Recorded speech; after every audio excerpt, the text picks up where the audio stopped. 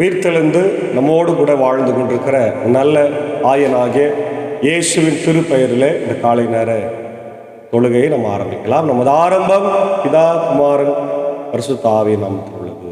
ஆமென். ஜெபிப்போம். நானே நல்ல மெய்ப்பனை என மொழிந்து எங்களுக்காக கல்வாரி சிலுவையிலே ஆண்டவரை மரித்து ரத்தம் சிந்தி உயிர்த்தெழுந்தவரே உம்மை ஸ்தோத்திரிக்கிறோம். இந்த மகிழ்ச்சியான குளிர்ச்சியான காலை வேளையில் தந்தமைக்காய் ஸ்தோத்திரம். ஆண்டவரே, இந்த மே மாதத்தின் வெயிலின் உஷ்ணத்திலிருந்து எங்களை காத்து வருகிறேன். அநேக இடங்களிலே நல்ல மழையை தந்திருக்கிறேன். இன்னும் அதிகமான மழையை எங்களுக்கு தார். இந்த நாளிலும் உடைய இறை வார்த்தையை ஆசீர்வதியும், பாடல் வேலை ஜெப வேலை ஆசீர்வதியும் குழுவை எடுத்து பயன்படுத்தும். ஆண்டவர், இதை கேட்டு பயன்பெறுகிற எல்லா மக்களுக்கும் உம்முடைய ஆசீர்வாதங்களை, பாவ மன்னிப்பின் நிச்சயத்தை, விடுதலையை தந்து வழிநடத்தும். இயேசுவின் மூலம் ஜெபிக்கும் நல்ல பிதாவே, ஆமென். காலை வேளையில் நாம் சாரோடு இணைந்து 24வது பாடலாகிய காலமே தேவனை தேடு ஜீவ காருண்யர் பாதம் பணிந்து மன்றாடு என்ற பாடலை நாம் இணைந்து பாடுவோம். 24வது பாடல்.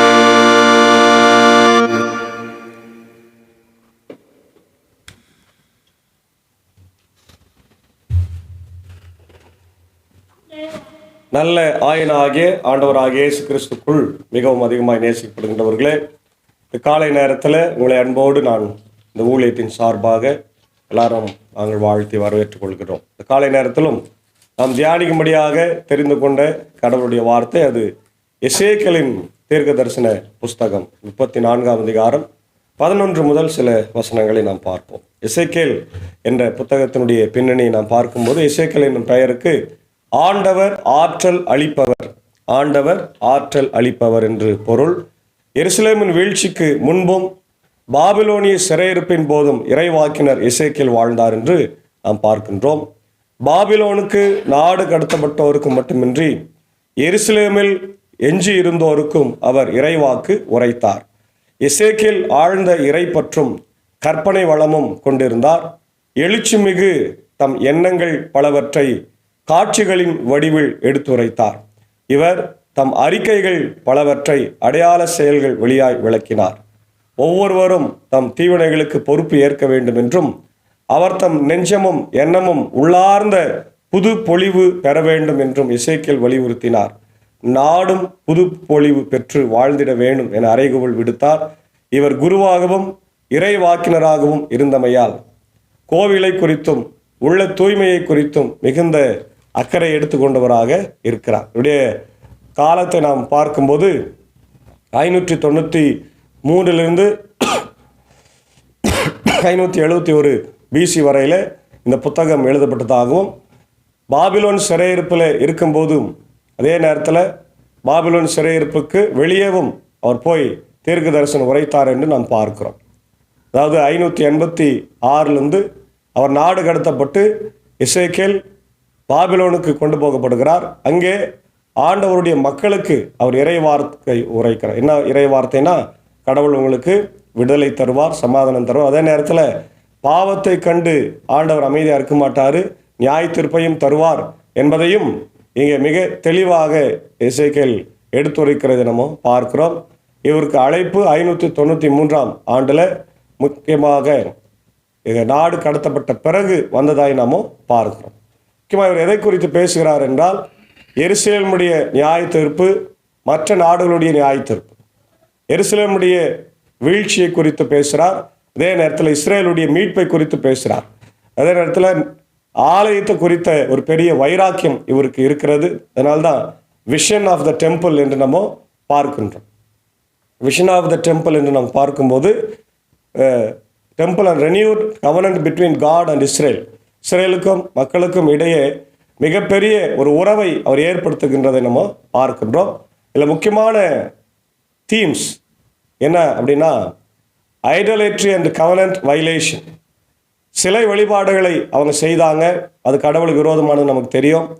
அதே நேரத்தில் ஆண்டவரோடு கூட செய்த உடன்படிக்கையை அவர்கள் மீறினார்கள், அது ரொம்ப முக்கியமானது நம்ம பார்க்குறோம். அதே போல் ஆண்டவர் சொல்கிறார், நியாய தீர்ப்பும் உண்டு, அதே நேரத்தில் உங்கள் வாழ்க்கையில் ஆண்டவர் கட்டமைப்பும் செய்ய போகிறார். அதாவது உங்களுடைய வாழ்க்கையை மீண்டும் எடுத்து கட்டப்போகிறார் இல்லையா? அதுதான் முக்கியமான ஒரு பகுதியாக இதை நம்ம பார்க்கிறோம். அப்புறம் மேசியானுடைய வருகை குறித்தும், அதாவது தாவீதினுடைய வம்சத்தில் அவர் வருவார், அவர் ஆட்சி செய்வார், இஸ்ரவேலை வழிநடத்துவார் என்ற சிந்தனையும் இதில் இருக்கிறது. அதனால் மீட்டுருவாக்கம் பற்றி மிக அழகாக இதில் பார்க்குறோம். அப்போ இந்த பகுதியில் நம்ம என்ன பார்க்குறோன்னா, 34ஆம் அதிகாரம் 11 த குட் ஷெப்பர்ட்ஸ் கேர். நேற்று நம்ம பார்த்த சங்கீதம் 23 ஒரு நல்ல மெய்ப்பன் நம்ம எப்படி எல்லாம் பாதுகாக்கிறாரு. அதே போல் இங்கேயும் த குட் ஷெப்பர்ட்ஸ் கேர் என்பதை நம்ம பார்க்கிறோம். God's search and rescue. கடவுள் நம்மை தேடி கண்டுபிடித்து நம்மை காக்கின்றவராய் இருக்கிறார். ஆமென், அல்லேலூயா. அவர்தான் நல்ல மெய்ப்பன். எசேக்கியேல் 34:11-12 வரையில் நம்ம பார்க்கின்றோம். எனவே தலைவராகிய ஆண்டவர் இவ்வாறு கூறுகிறார், நானே என் மந்தையை தேடி சென்று பேணி காப்பேன். ஓர் ஆயன் தன் மந்தை நின்று சிதறுண்ட ஆடுகளை தேடி செல்வது போல நானும் என் மந்தையை தேடி போவேன். மப்பும் மந்தாரமுமான நாளில் அவற்றை எல்லா இடங்களிலும் என்றும் மீட்டு வருவேன் என்று சொல்லுகின்றான் இல்லையா? ஒரு மெய்ப்பன் ஆடுகளுக்கு முன்னாடி நடந்து போவான் என்று நேற்று நம்ம பார்த்தோம். அப்போ இந்த மெய்ப்பனை ஆடுகள் தொலைந்து விட்டால் வீட்டிற்கு வந்து விடுகிறவன் அல்ல. நல்ல மெய்ப்பன் என்ன செய்வான், அப்படியே மற்ற ஆடுகளை எல்லாம் விட்டு விட்டு மற்ற காணாமல் போன ஒன்றோ ரெண்டோ எதுவாக இருந்தாலும் அதை தேடி கண்டுபிடித்து கொண்டு வருவான். அதுதான் ஒரு நல்ல மெய்ப்பனுடைய பணியாக இருக்குது.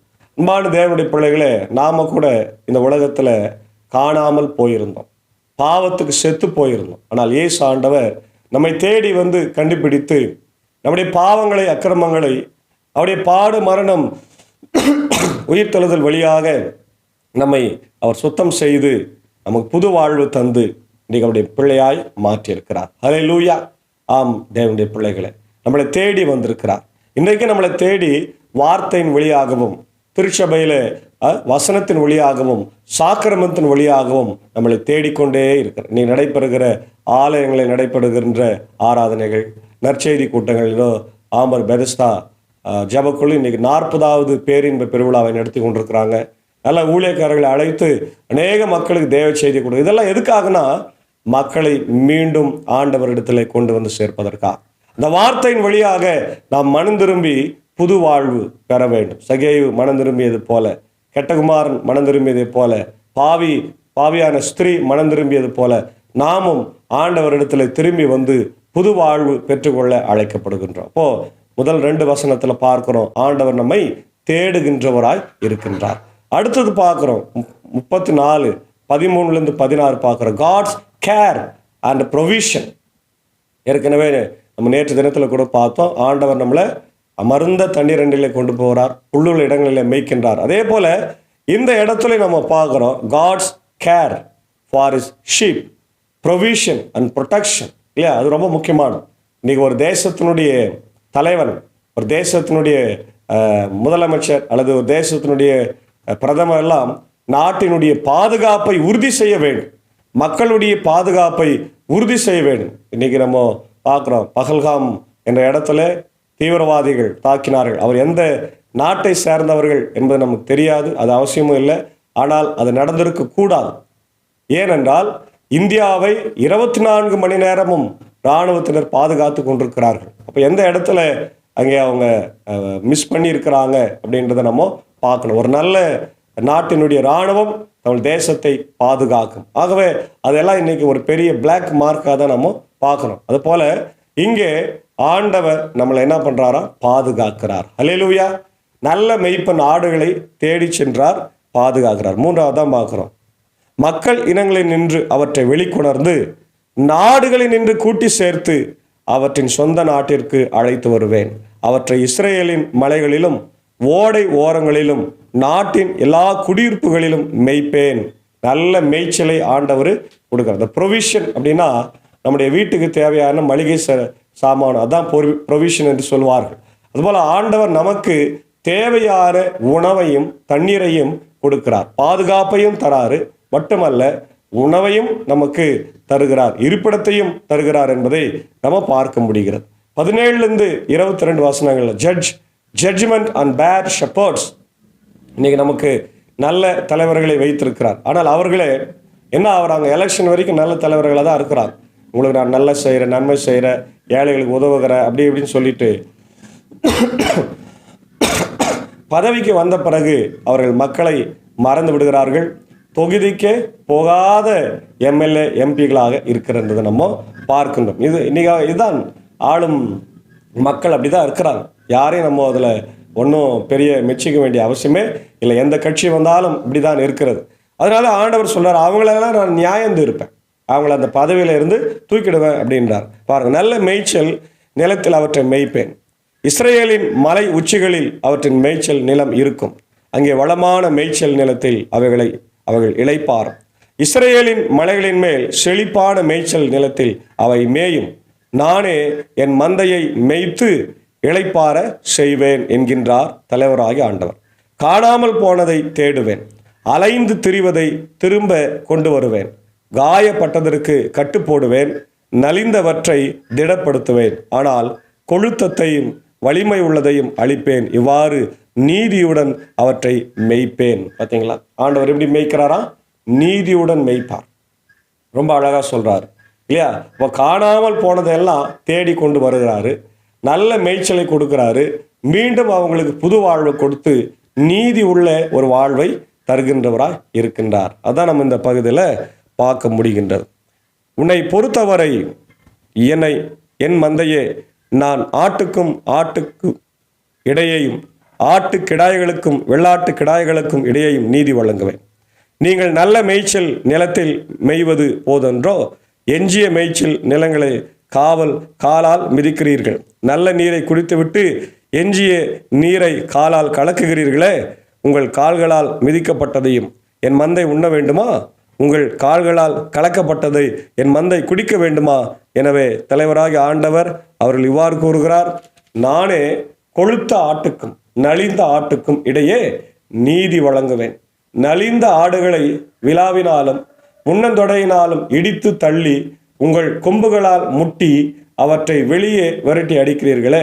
எனவே நான் என் மந்தையை மீட்பேன், அவை இனிமேல் கொள்ளையிடப்படா. நான் ஆட்டுக்கும் இடையே நீதி வழங்கு. அதாவது மக்களுக்கு மத்தியிலே வழங்க போற ஒரு நீதியை சொல்றார். Judgement between the peoples. முதல்ல ஜட்ஜ்மெண்ட் டு த கிங்ஸ் பார்த்தோம். ரெண்டாவது ஜட்ஜ்மெண்ட் பிட்வீன் த பீப்புள்ஸ். ஏழை எளிய மக்களுக்கு விரோதமாக இன்னைக்கு பணக்காரர்கள் செய்கின்ற அட்டூழியங்கள், அநியாயங்கள், இல்லை முதலாளிகள் செய்கின்ற அநியாயங்கள், ஏழை குழந்தைகளுக்கு விரோதமாக, பெண்களுக்கு விரோதமாக, இல்லையா, மக்களுக்கு விரோதமாக அதிகமான வேலையை வாங்கிக்கின்னு சம்பளமே தராத இன்னைக்கு இழுத்து அடிக்கின்ற அநேக முதலாளிகளை நம்ம பார்க்கின்றோம். 8 மணி நேரம் தான் வேலை செய்யணுன்றது அரசாங்க உத்தரவு, சட்டம். ஆனால் 12 மணி நேரம், 15 மணி நேரம், 16 மணி நேரம் வேலையை வாங்கிக்கின்னு அவங்களுக்கு பணத்தையே தராமல் அவருடைய ரத்தத்தை உரிந்து கொண்டு மிருகங்களாக, இல்லையா, சிங்கங்களாக, இன்னைக்கு பெருச்சாளிகளாக ரத்தத்தை உரிகிற மக்களாய் வாழுகின்ற தலைவர்களாய் இன்றைக்கு இருக்கிறாங்க. அவங்களுக்கெல்லாம் ஆண்டவர் சொல்றாரு, உங்களை எல்லாரும் நான் மாற்ற போறேன், உங்களை எல்லாருக்கும் நான் நீதி செய்ய போறேன்.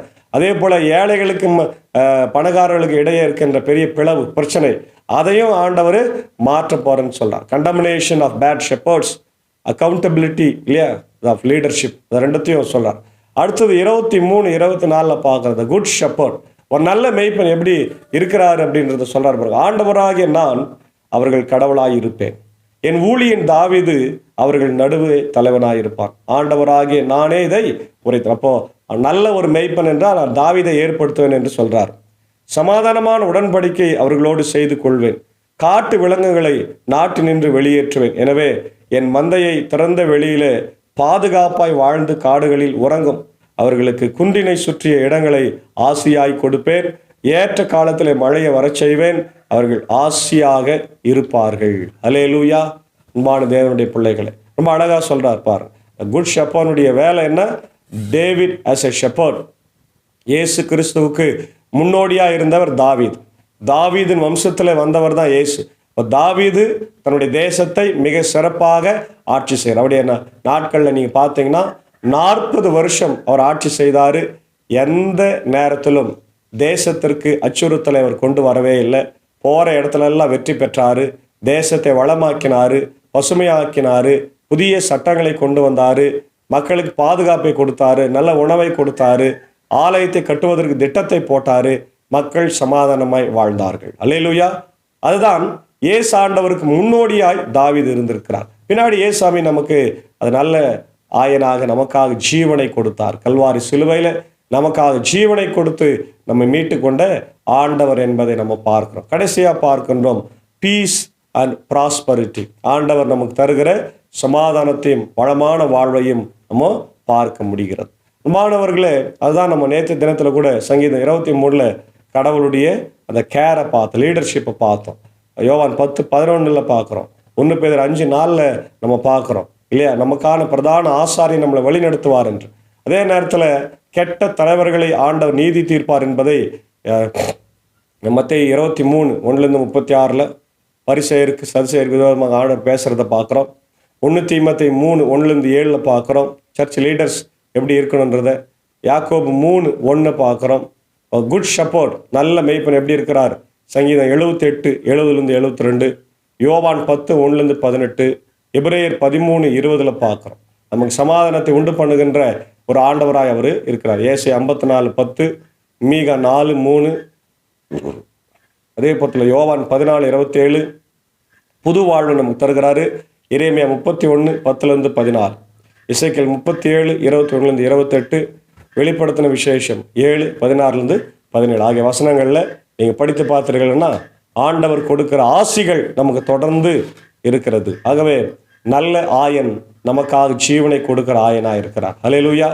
ஆகவே அந்த ஆயனுடைய வார்த்தைகளை நாம் கேட்டு அவருடைய சத்தத்திற்கு செவி கொடுத்து தவறான பாதையிலே போகாமல் ஆண்டவருடைய பிள்ளைகளாய் இந்த உலகத்தில் சாட்சியாய் வாழ தூய ஆவியானவர் தாமே உயிர்த்தெழுந்த இயேசுவின் மூலம் நம்மை அழைத்து வழிநடத்தி அவருக்கு சாட்சியாய் வாழ அவருடைய வார்த்தைக்கு செவி கொடுத்து வாழ கர்த்தர் நம்மை பலப்படுத்தி காப்பாராக. ஆமேன். ஜெபிப்போம். மகா இரக்கமும் கிருபை நிறைந்த நல்லாண்டவரே, நல்ல ஆயனாய் எங்களுக்காக இருக்கிறவரே, இந்த காலை வேளைக்காக நன்றி செலுத்துகிறோம். கேட்ட வார்த்தைகளுக்காக நன்றி ஆண்டவரே. இன்றைக்கு இருக்கின்ற தலைவர்கள் எல்லாம் ஆண்டவரே தங்களுக்கு கொடுக்கப்பட்ட பொறுப்பை சரிவர செய்யாமல் மக்களை ஏமாற்றி கொண்டும் மக்களை ஆண்டவரே இன்றைக்கு ஆண்டவர்களே அவர்கள் இரத்தத்தை உரிந்து கொண்டு வாழுகின்ற பெருச்செளிகளாய் வாழ்ந்து கொண்டிருக்கிறார்கள். ஆண்டவரே, இன்றைக்கு நாங்கள் அப்படி இல்லாமல் எங்களுக்கு கொடுக்கப்பட்ட பொறுப்புகளை சரியாக செய்து நீதியை நிறைவேற்றுகின்ற பிள்ளைகளாய் வாழ கிருபை தார். எங்களுக்கு கொடுக்கப்பட்ட திருச்சபையின் மக்கள், கொடுக்கப்பட்ட குடும்பம் எல்லாவற்றையும் சிறப்பாய் நடத்துவதற்கு எங்களுக்கு நீர் கிருபை தர வேண்டும் என்று கெஞ்சும் என்றார். இந்த நேரத்தில் இந்த வார்த்தை கேட்டுக்கொண்டிருக்கிற எங்கள் சபை விசுவாசிகள் யாவரையும் ஆசீர்வதிங்க. வெளிநாட்டில், இந்தியாவில், தமிழ்நாட்டில் இருக்கிற மக்களுக்கெல்லாம் அப்படி கிருபை தங்கிருக்கட்டும். ஆண்டவரே, எங்கள் இந்திய சுவிசேஷ லுத்தரன் திருச்சபைக்காய் 3 சபை சங்கங்கள், போதகர்கள், ஊழியங்கள், ஸ்தாபனங்கள், பள்ளிக்கூடங்கள், பெதஸ்தா மருத்துவமனைக்காக ஜெபிக்கிறோம். காத்திரளும் வழிநடத்தும்.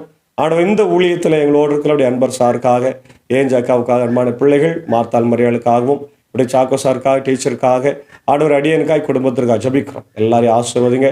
இந்த நேரத்தில் இப்படி இந்திய தேசத்திற்காய் ஜனாதிபதி, பிரதமர், அமைச்சரவை, தமிழ்நாட்டின் முதலமைச்சர், கவர்னர், அமைச்சரவைக்காக, இந்தியாவில் இருக்கிற எல்லா மாநிலத்தின் முதலமைச்சர், கவர்னருக்காக ஜெபிக்கிறோம்.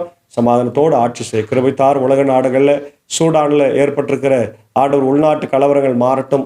உக்ரைன் ரஷ்யா போர் மறையட்டும். இன்னுமாக ஆண்டவரே, அநேக இடங்களில் பயங்கள், பதற்றங்கள், பெருமழை, பெருவெள்ளம், பூமி எதிர்ச்சி, கொள்ளை நோய், கடுமையான வெயிலின் தாக்கமெல்லாம் இருக்கிறது. எல்லாவற்றையும் மாற்றி எங்கள் அமைதியான சூழ்நிலையில் இயேசுவுக்கு பிள்ளைகளாய் சாட்சியாக ஆண்டவர் எங்கள் வாழ கிருபை தாரும். ஆண்டவரே, எங்களுக்கு நல்ல ஆயர்களை தந்து, நல்ல தலைவர்களை தந்து எங்களை வழிநடத்தும்படியாக நாங்கள் கெஞ்சி மன்றாடுகிறோம். இந்த காலை நேரத்தில் பிறந்த நாளைக்கு நன்றி செலுத்துகிற என்னுடைய வேலூர் கிறிஸ்து லுத்தரன் பேராலயத்தினுடைய அன்பு தலைவர் அருமையான திரு பிரபு ஞானசெல்வம் பாவுக்காக ஜெபிக்கிறோம். பாவை ஆசீர்வாதம். இந்த நாள் வரையில் தாயின் கருவில் உருவாகும் முன்னே பெயர் சொல்லி அழைத்து ஒரு சிறிய கிராமத்திலிருந்து தெரிந்து கொண்டு அவருக்கு கல்வியை கொடுத்து, பயிற்சியை கொடுத்து, சிஎம்சி மருத்துவமனையில் டயாலிசிஸ் பிரிவில் ஹெட் ஆஃப் தி டிபார்ட்மெண்ட்டில் பணியாற்றி ஓய்வு பெற்ற பிறகும் திருச்சபையினுடைய தலைவராக இருந்து பொறுப்புகளிலும் அதே நேரத்தில் சிறந்த பாடகராகவும் ஆண்டவர் குழுவின் பாடல் குழுவின் தலைவராக இருந்து ஆண்டவர் சபையை வழிநடத்தி வருவதற்காக ஸ்தோத்திரம். நல்ல சுகத்தை தாரும், பலத்தை தாரும், நீடித்த ஆயுசு நாட்களை தாரும். என்னாலே உன் ஆயுசு நாட்கள் பெருகும் என்று சொன்னவர் தாமே. அருமையான அப்பாவோடு இருந்து வழிநடத்தும். அன்பு துணையார் அம்மாவுக்காக ஜெபிக்கிறோம். ஆண்டவர் நல்ல சுகத்தை, பலத்தை தாரும், தேவையை சந்தியும். அன்பான மகளுக்காக ஆண்டவரை நான் ஜெபிக்கின்றோம். அன்பான மருமகனுக்காக, பேர பிள்ளைக்காக ஜெபிக்கிறோம். கர்த்தர் எல்லாரையும் ஆசீர்வதிங்க, தேவையை சந்திங்க, இரத்த கோட்டைகளாய் மறைத்துக் கொள்ளும். நேற்று தினத்தில் ஆண்டவர் பிறந்தநாளை கொண்டாடி அவருடைய எலியா சார்லஸ் சாருக்காக ஜெபிக்கிறோம். வாணியம்பாடி சபையினுடைய தலைவராக இருக்கிறார். அவருக்கு நல்ல சுகத்தை, பலத்தை தாரும். ஆண்டவரை அவரை ஆசீர்வாதம் வழிநடத்துங்க, தேவையை சந்திங்க. இன்னும் அதிகமான ஆண்டவர் ஆயுசு நாட்களை தந்து அவருக்கு வழிநடத்த வேண்டும் என்று ஜெபிக்கிறோம். இன்றும் ஆண்டவர் திருமண நாட்களையும் ஆண்டவரே மற்ற எல்லா காரியங்களையும் ஆண்டவரை கொண்டாடி கொண்டிருக்கிற எல்லா மக்களுக்காக ஜெபிக்கிறோம். கர்த்தர் ஆசீர்வதிங்க ராஜா. தொடர்ந்து முடிய திவ்ய பிரசனம் நாள் எங்களோடு இருக்கட்டும். அடியன் பணியாற்றுகிறேன். பாப்பனப்பள்ளி போத ஓட்டத்தோடு தங்கிடும் ஆலய கட்டுமான பணிகள் இருக்கிறது ராஜா. தேவையை சந்தியும். பாப்பனப்பள்ளி, மின்னூர், வடகரை, மேல் சனாங்குப்பம் திருச்சபைகளுக்காக ஜெபிக்க நடைபெற்று வருகிற VBS ஊழியங்களை ஆசீர்வதிங்க. இன்னுமாக பலவீனமாக இருக்கிற என்னுடைய ஆண்டவரே அமுதாமாவுக்காக, விமலாமாவுக்காக, தலைவர் கோபியோடைய அன்பு தாயாருக்காகவும் ஆண்டவரே இன்னுமாக அநேக மக்கள் இருக்கிறாங்க. எல்லாரையும் கண்ணோக்கி பார்த்து சுகத்தை தாரும். இன்னுடைய ஆயர்களுக்காக, பலவீனமாக இருக்கிற மக்களுக்காக வேண்டிக் கொள்கிறோம். கர்த்தர் ஆசீர்வதிங்க. தொடர்ந்து இந்த நாளின் ஊழியங்களையும் பயணங்களையும் கர்த்தர் எங்களுக்கு ஆசீர்வதித்து தாரும். நல்ல மெய்ப்பனாய் ஆண்டவர் நீர் எங்களை வழிநடத்தும் போது உம்முடைய குரலுக்கு நாங்கள் செவி கொடுத்து கீழ்ப்படிந்து வாழ தூய ஆவியானவர் வழியாய் எங்களை பலப்படுத்த வேண்டும் என்று ஜெபிக்கிறோம். துதிய கன மகிமை உமக்கே செலுத்துகிறோம். மரித்து உயிர்த்தெழுந்து நல்ல ஆயனாய் எங்களை வழிநடத்தி வருகிறேன் ஆண்டவராக இயேசுவின் மூலம் ஜெபிக்கிறோம். ஜெபம் கேளு நல்ல பிதாவே, ஆமேன். எல்லாம் வல்ல தந்தை, மகன், தூய ஆவியின் ஆசிரியர் நல்ல ஆயனுடைய வழிநடத்துதல் நாளிலே நம் நேரோடு கூட இருப்பதாக. Amen. God bless you all.